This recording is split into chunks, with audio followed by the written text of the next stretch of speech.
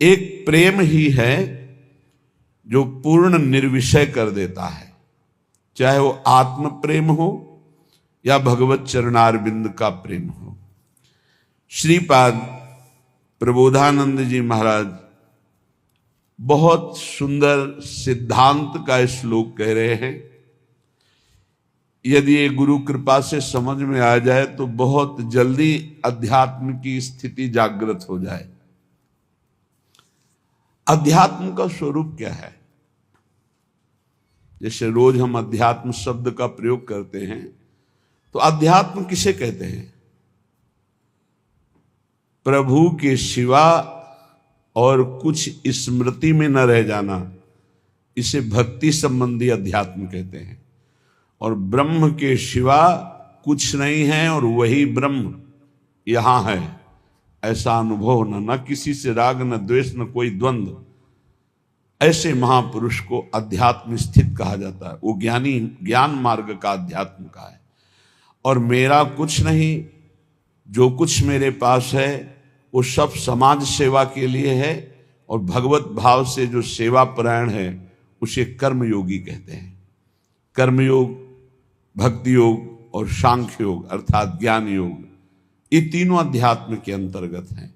अध्यात्म का तात्पर्य है मैंपन, मेरापन, ये केवल स्वरूप में स्थित हो जाना। मैंपन मेरापन श्री भगवान में स्थित हो जाना, मैंपन मेरापन समस्त जगत के हित में स्थित हो जाना, ये कर्मयोग, भक्ति योग, ज्ञान योग, इसी को अध्यात्म कहते हैं।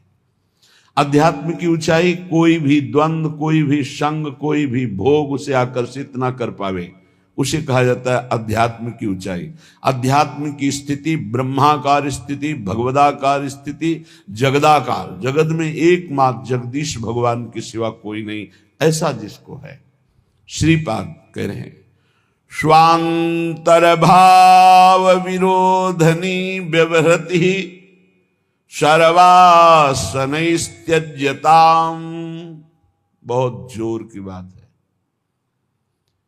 यदि भगवत प्राप्ति करनी है तो अपने भाव के विरोधी भावों का त्याग कर दे।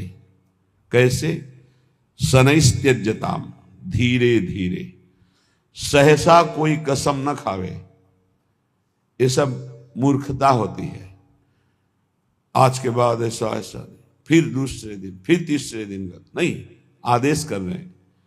सर्वांतर भाव में देखो कि तुम्हारे अंदर भगवत प्राप्ति की विरोधी वृत्तियां कौन सी हैं, और उन विरोधी वृत्तियों को डायरी में नोट करो या अपने दिमाग में नोट करो, और फिर सर्वासनैस्त्यज्यताम, धीरे धीरे एक एक त्यागो, और जो त्यागो उसे पुनः स्वीकार मत करो। स्वीकृति हृदय से होती है, स्वीकृति नहीं होनी चाहिए, बस खास बात है। ये स्वीकृति अगर नहीं है ना तो विषयान गृहणंत मुंचंत में कोई फर्क नहीं पड़ता, और स्वीकृति है तो विषय सेवन करो या ना करो कोई फर्क नहीं पड़ता, बंधन वैसे ही बना रहेगा। सारा खेल स्वीकृति का है। प्रारंभ में रूप से त्याग करना है भोगों का, स्थिति भोग राग के त्याग की है। स्थिति में राग का त्याग है, भोग तो यथावत सृष्टि में बने रहते हैं। राग रहित होकर वो भोगों में विचरण करने वाला महापुरुष भी किंचन मात्र नहीं बंधन को प्राप्त होता, पर वो एक स्थिति है जहां सब भगवत स्वरूप है। प्रारंभ में स्वांतर भाव विरोधनी, जो अंतर में भाव, जैसे हमारा अंतर भाव है सहचरी भाव, हम वृंदावन नित्य विहार रस के उपासकों का प्रिया, जो हमारी प्रिय स्वामिनी, प्रिय सखी, हम उनकी सखी, हम उनकी नित्य दासी। ये जो हमारा स्वरूप है, ये न स्त्री है न पुरुष है किसी का भी। ये स्त्री पुरुष भाव ही मायाकृत है, और ये भक्तिकृत भाव है। और कोई भाव न करे, समस्त भावों से ऊपर उठ जाए तो जीवन मुक्त हो जाए, वो मोक्ष पदवी प्राप्त कर ले। इसीलिए भावोत्सवेन भजताम के जो महापुरुष हैं वो कैवल्य विभेद, वो भय लगता है, नहीं मोक्ष नहीं चाहिए। उसे पिशाच ने कहा जिससे प्रिया जो छूट जाए, मुझे ऐसा मोक्ष नहीं चाहिए। आत्मस्वरूप का कोई भी रूप नहीं है, उसका भाव किया जाता है। जैसे सखा भाव, वही आत्मस्वरूप सखा भाव को प्राप्त हो गया। वात्सल्य भाव, गोपी भाव, सहचरी भाव, ये भाव भागवतिक है। इसलिए वो मुक्ति को प्राप्त ना करके परम भाव देह को प्राप्त करके अपने आराध्य देव के समीप अनंत काल तक के लिए जो ज्ञानी जन है वो ब्रह्म भाव में स्थित होते हैं, आत्मस्वरूप में। इससे उनका मोक्ष हो जाता है। मोक्ष का मतलब ब्रह्म में मिल गए, और भावदेह का मतलब अपने इष्ट के समीप रह करके परम सुख का रसास्वादन करना।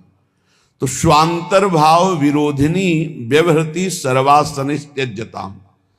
अब अंतर भाव विरोध में बहुत कुछ है।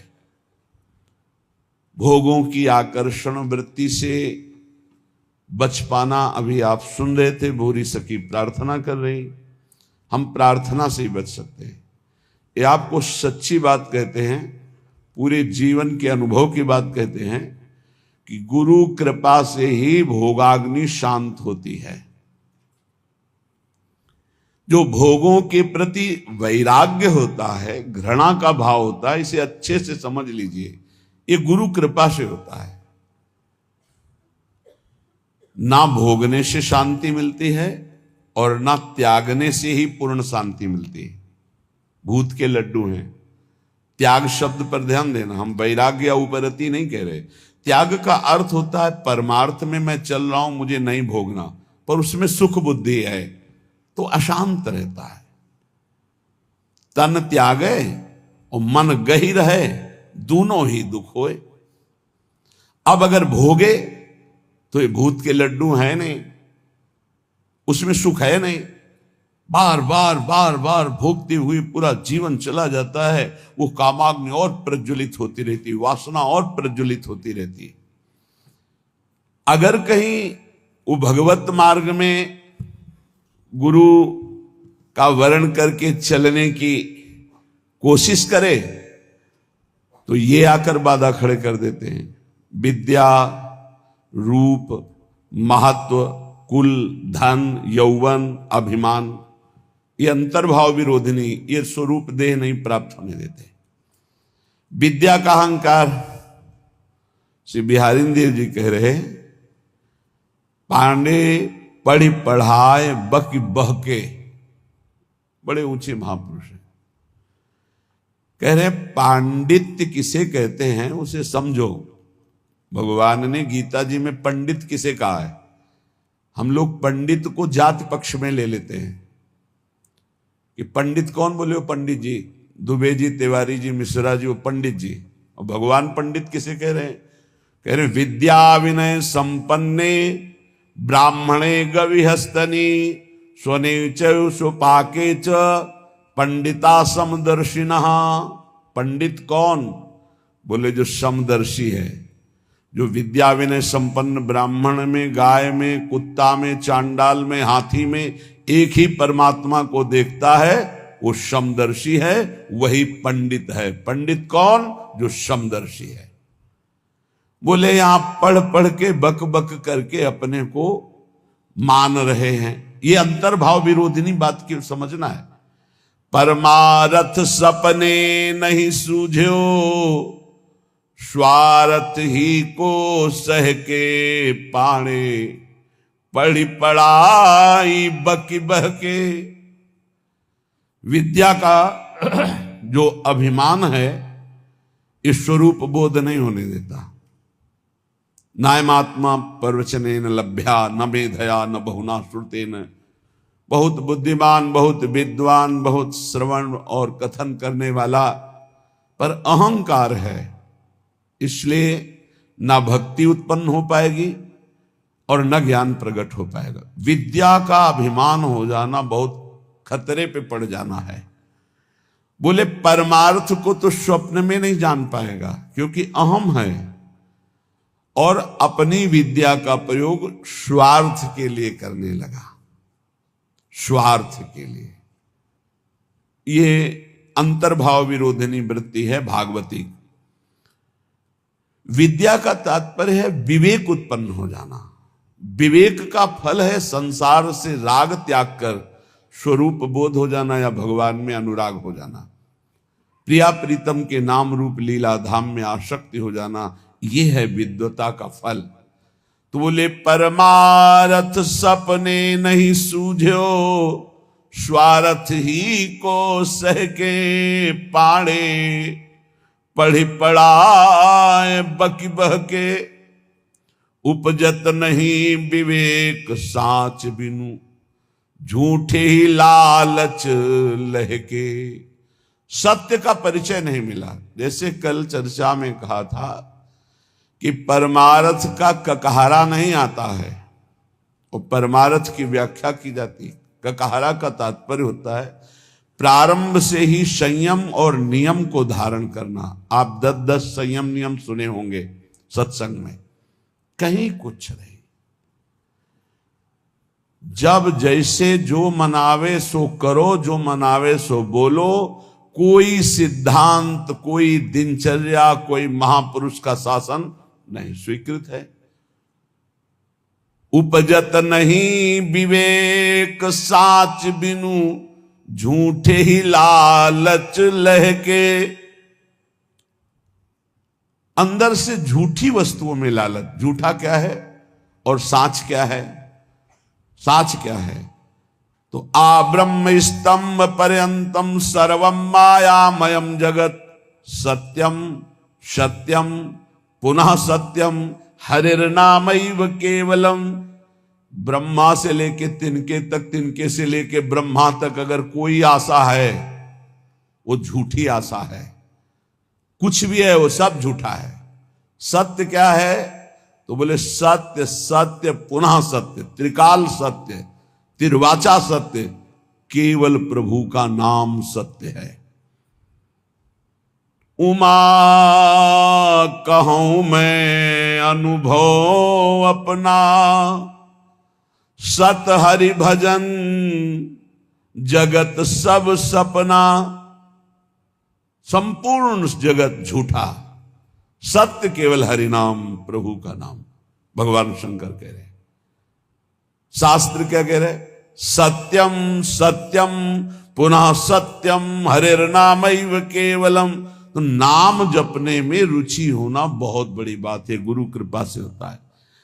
तो बोले उपजत नहीं विवेक साच बिनु, झूठे ही लालच लहके। मान बढ़ाई रुपया पैसा यही लक्ष्य बन जाता है तो विद्वता का कोई फल नहीं हुआ। उनके अंदर सही न सकत उत्कर्ष और को, मन मत्सर चित चहके पाणे, पढ़ी पढ़ाए बकी बह के। अगर दूसरा कोई भागवतिक उन्नति को प्राप्त हो रहा है तो उसकी निंदा करते हैं, मत्सरता ईर्ष्या उनके अंदर आ जाती है, उसकी अवहेलना करते हैं, उसका निरादर करते हैं, क्योंकि परमार्थ का ज्ञान नहीं है। जीवत मरत, बिहारी देव जी की, जीता हुआ मरा हुआ आदमी है वो। सुनहु माते लोग अभागी, हरि तज होई विषय अनुरागी। उमा, वो लोग बड़े अभागी हैं जो भगवान के नाम के सुमिरन को छोड़कर विषयों में मन को लगाते हैं, भजन विहीन जीवन व्यतीत करते हैं, बड़े अभागी हैं।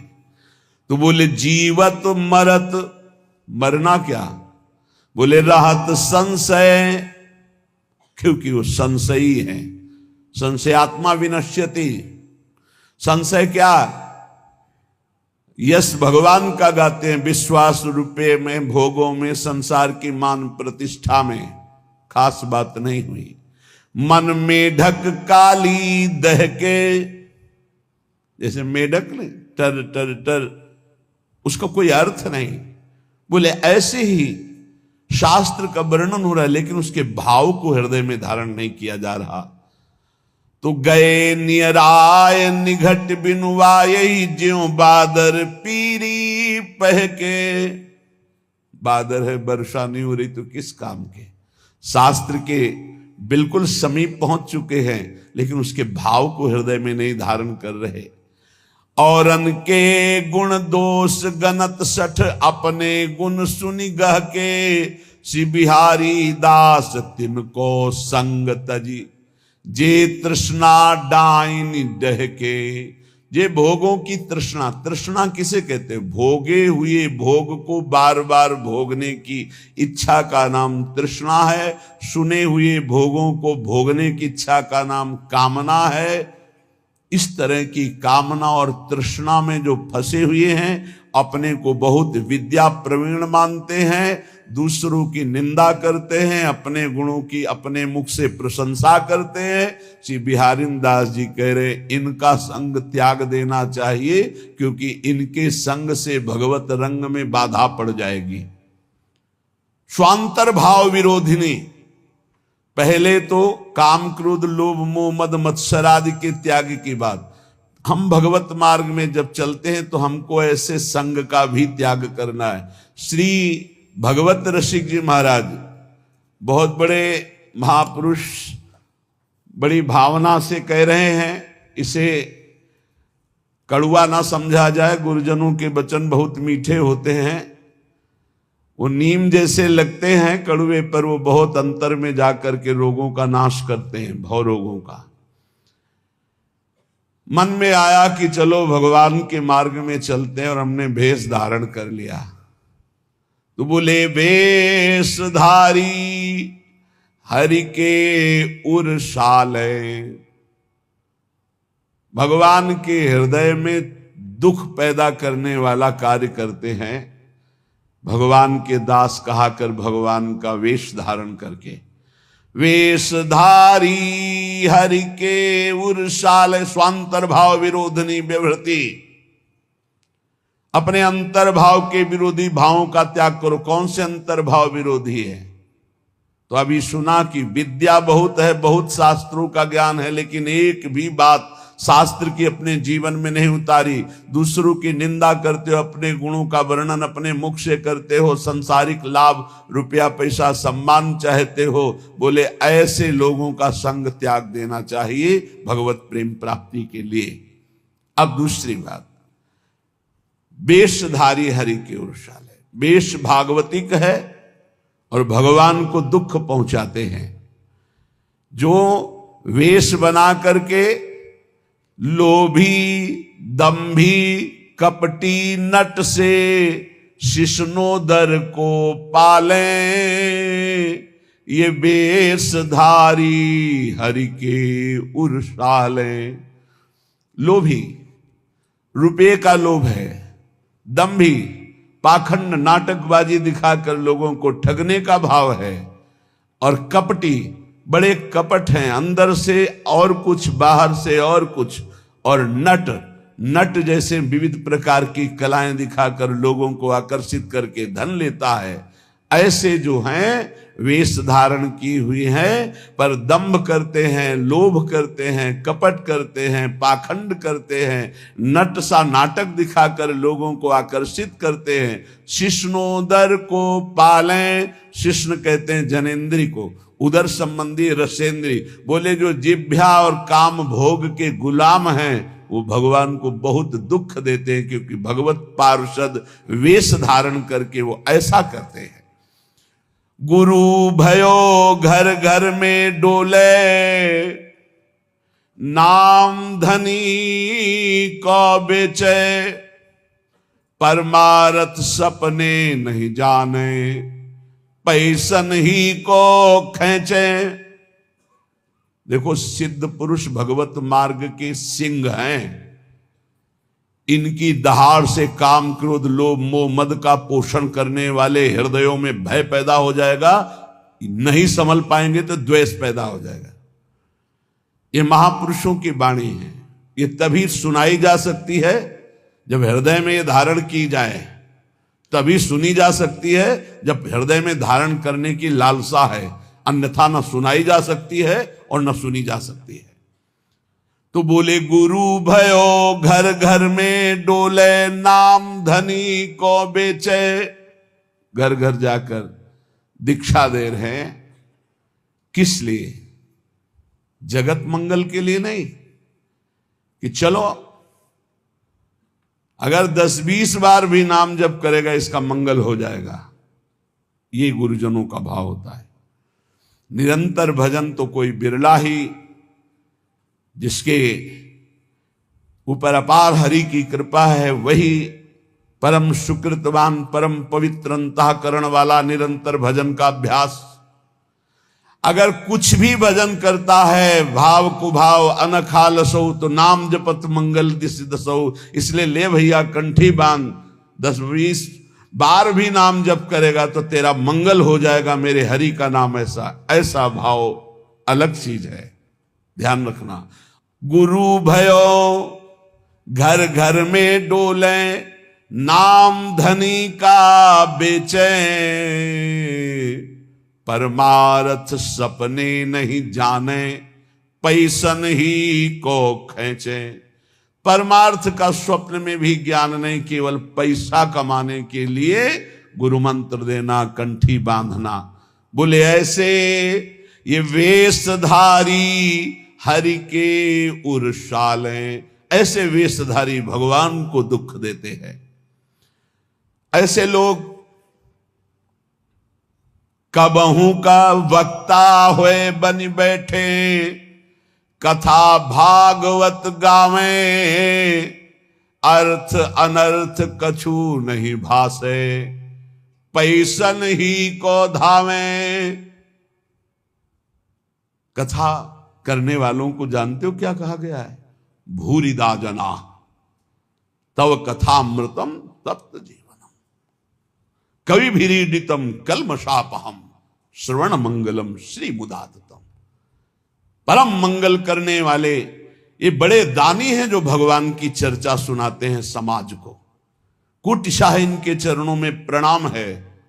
जो निष्काम भाव सबके हृदयों में भगवान का कृपा प्रसाद उदय हो, श्रवणेंद्र के द्वारा हमारे भगवान की चर्चा सुने और मोहमल पाप का नाश करके भगवत प्राप्ति के मार्ग में अग्रसर हो, इस भाव से जो भगवान की कथा सुनाते भूरिदा जना, वो बहुत बड़े दानी हैं। भगवत चर्चा सुनाने वाला बहुत बड़ा दानी है और उसे हम भगवान से भी अधिक सम्मान करते, क्योंकि वो मेरे प्यारे लाडले प्रीतम की चर्चा सुनाता है। जो प्रीतम की चर्चा सुनाता है, प्रीतम का अद्भुत नाम रूप लीला धाम का सुख प्रदान करता है, वो प्रीतम से भी बढ़कर हमें प्यारा है।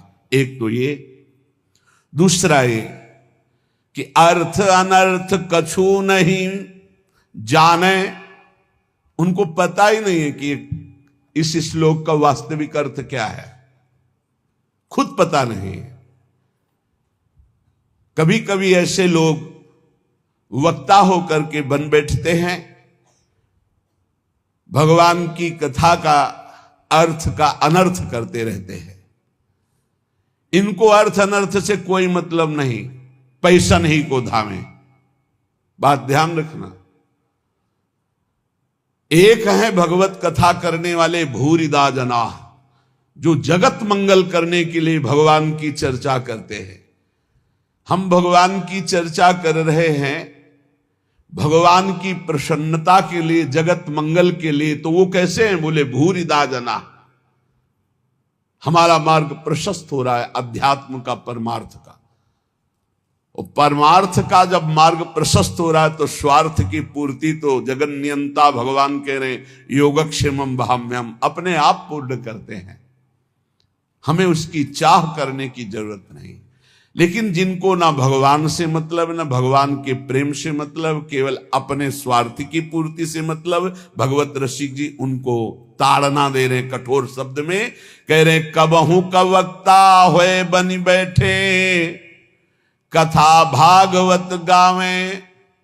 ओ अर्थ अनर्थ कछु नहीं भासे, पैसन ही को धामे। कोई अर्थ से मतलब नहीं कि भागवत क्या कह रहे हैं, अनर्थकारी वचन, जो मन आवे सो बोले। केवल पैसा, केवल पैसा। तो बोले क्या हुआ? बोले वेशधारी हरि के उर्साले, ये भगवान के हृदय को दुख प्रदान करने वाले, ये चोट पहुंचाते हैं। भगवान के दासत्व का स्वरूप धारण करके उल्टा मार्ग ग्रहण करना। बोले ऐसे लोग कभी कभी एक और लीला करते हैं, कबहू का हरि मंदिर को सेवें करे निरंतर वासा, भाव भगति को लेस न जाने पैसन ही की आशा। जो भगवान की सेवा करते हैं, एक एक सेवा का बहुत बड़ा महत्व है। पीछे जो रोज सत्संग सुनते हैं, काफी समय पहले चर्चा हुई थी कि जो प्रिया प्रीतम की सेवा करते हैं उनकी समानता पूरे विश्व की परिक्रमा करके अमुक अमुक यज्ञ, अमुक अमुक दान, ये 16वीं कला के बराबर नहीं। जो भगवत सेवा करते हैं उनकी समानता नहीं कर सकता कोई, दान पुण्य तपस्या उसकी बराबरी नहीं कर सकता। जो प्रभु को चंवर कर रहे हैं, प्रभु को व्यजन कर रहे हैं, प्रभु को स्नान करा रहे हैं, प्रभु को एक एक फूल का श्रृंगार कर रहे हैं, धन्य है उनका जीवन जो भगवान की सेवा में। इसी सेवा पद्धति के बल से अम्बरीश जी ने वो पदवी हासिल की थी कि भगवान के दरबार में अम्बरीश जी की चर्चा हो रही थी कि इस समय मृत्युलोक में सर्वश्रेष्ठ महापुरुष अम्बरीश जी महाभागवत, क्योंकि वो अपने हाथ से मार्जन करते थे, पोछा लगाते थे, सोहनी लगाते थे, चक्रवर्ती सम्राट होते। भगवत सेवा कोई साधारण बात नहीं। यहां क्या कह रहे हैं? कबहू का हरि मंदिर को सेवें, कभी भगवान के मंदिर में वास करते हैं, भगवान का श्रृंगार करते हैं और भाव रखते हैं कि लोग आएंगे, पैसा का ही लक्ष्य। कबहू का हरि मंदिर को सेवें करें निरंतर वासा, भाव भगति को लेस न जाने पैसन ही की आशा, वेशधारी हरि के उर्साले। ऐसे वेशधारी भगवान के हृदय को चोट पहुंचाते हैं। आगे कह रहे, नाचें गावें चित्र बनावें, करे काव्य चटकीली, साच बिना हरि हाथ न आवे, सब रहनी है ढीली। भगवत ऋषि जी कह रहे, कभी कभी समाज में वो नाचते हैं, बड़े गान करते हैं, बड़े भाव भंगियां प्रकट करते हैं, काव्य करे चटकीली, बड़े ही मनमोहक गीत गाते हैं। तो बोले साच बिना हरि हाथ न आवे, सब रहनी है ढीली। यदि यही नाचना गाना हरि के लिए हो जाए तो आपने कई बार चर्चा सुना है, प्रभु के सामने नाचने का मतलब है माया का नाचना बंद हो गया, अब तुम भगवत प्राप्त हो जाओगे। प्रभु के आगे गाने का मतलब प्रभु के आगे सुंदर भाव भंगियां प्रकट करके नाचना गाना रोना, ये सब भगवत प्राप्ति का हेतु है। लेकिन यही अगर जगत रिझाने का हो गया तो बोले साच बिना हरि हाथ न आवे, सब रहनी है ढीली। रहनी ढीली है, किसी महापुरुष के शासन में नहीं रहे, इसलिए कच्चाई सच्चाई से बहुत दूर हो गई है। सेवक जी भी महाराज कह रहे हैं, नाचत अति रसाल, ताल न शोभित प्रीति बिनु, जन बींधे जंजाल, श्री हरिवंश कृपा बिना। बहुत सुंदर नाच रहे हैं, लेकिन वो हरि के लिए नहीं, जगत रिझाने के लिए नाच रहे। तो ऐसा लगता है जैसे जाल में कोई बिंद गया और वो हटाना चाहता है जाल, उससे हरि नहीं प्रसन्न होते। नाचत अति रसाल, ताल न शोभित प्रीति बिनु। और प्रेम में भरकर जो प्रभु के सामने नृत्य करते हैं तो प्रभु अपने आप को न्यौछावर कर देते हैं। एक से एक महाभागवत प्रभु के आगे नृत्य किए, पर ये नाचना हरि के लिए और ये नाचना जगत के लिए, जगत को दिखाने के लिए, जगत को रिझाने के लिए। नाचें गावें चित्र बनावें, करे काव्य चटकीली, साच बिना हरि हाथ न आवे, सब रहनी है ढीली। इसलिए बिन विवेक वैराग्य भक्ति बिनु सत्य नए को मानो। भगवत विमुख कपट चतुराई सो पाखंड नहीं जानो। यदि विवेक नहीं, वैराग्य नहीं, भक्ति नहीं तो सब पाखंड है, नाटक है। स्वांतर भाव विरोधिनी, एक तो काम क्रोध लोभ मोह मद मत्सर, और दूसरे ये जब हम परमार्थ में चलते हैं तो ये दंभ पाखंड बनावटीपना, ये हमें अंतर्भाव से विमुख कर देता है, ये बहिर्मुख करके भगवत विमुख कर देता है। इसलिए श्रीपाद प्रबोधानंद जी महाराज कह रहे हैं, स्वांतर भाव विरोधिनी व्यवहृति सर्वासनिस्त्यज्यताम। फिर ध्यान दीजिए, कोई भी दोष त्यागने के लिए धीरे धीरे उपाय कीजिए।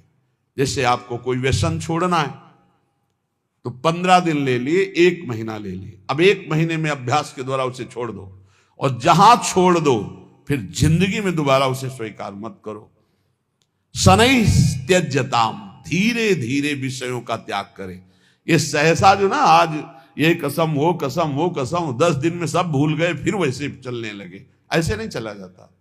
बहुत ठोस कदम उठाते, धीरे धीरे धीरे धीरे, अरुचि पूर्वक विषयों में अरुचि आ जाए, एक एक कदम धीरे से सुदृढ़ बढ़ाते हुए आगे चले जाओ। स्वांतश्चिंतित तत्वमेव सततम सर्वत्र संधीयताम। अंतर में जो हमारा चिंतनीय तत्व है, सी प्रिया प्रीतम, जो तो सततम सर्वत्र संधीयताम, जिधर देखो उधर उनको देखने की वृत्ति लाओ। चिद चिद लक्षणम सर्वम राधा कृष्णमयम जगत। अरे इसके भी हृदय में प्रिया प्रीतम है, इसके भी हृदय में प्रिया प्रीतम, जो सामने आवे इसके भी हृदय में प्रिया प्रीतम है। स्वांत ये सिद्ध होने के लिए अत्यंत आवश्यक है। स्वांतर भाव विरोधनी व्यवहृति सर्वासनिस्त्यज्यताम।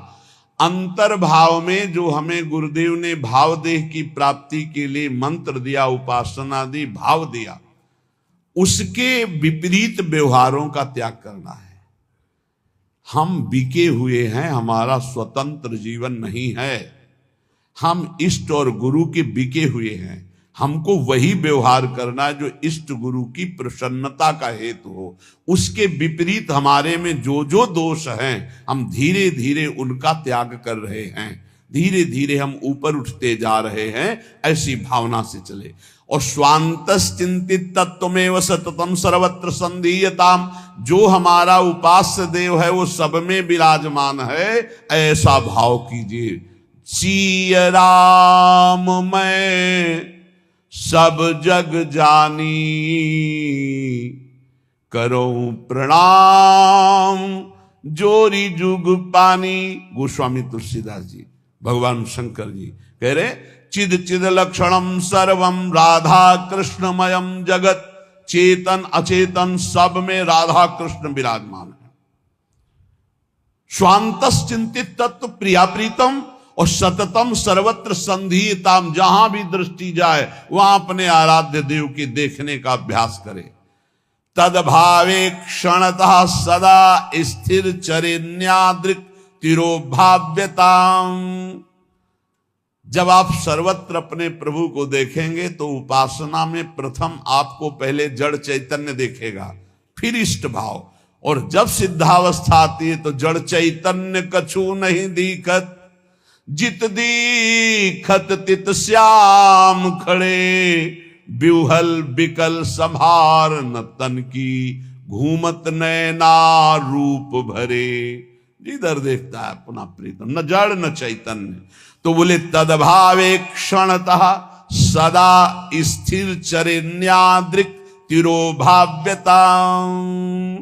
अब तिरोभाव हो गया जड़ चैतन्य का, जिधर देखता है अपना इष्ट, ये सिद्ध पुरुष की स्थिति है। इसलिए वृंदारण्य विलासिनोर निषदिवा दास्योत्सवे स्थीयताम। रात दिन वृंदावन विलासी सी श्यामा श्याम के दास्योत्सव में मगन रहो, उनकी सेवा सुख में मगन रहो, उनके सुमिरन में मगन रहो। ये गर्व करो कि हम श्री श्यामा श्याम के अनन्य हैं, हम श्री श्यामा श्याम के दास हैं, हम श्री श्यामा श्याम की दासी हैं। भाव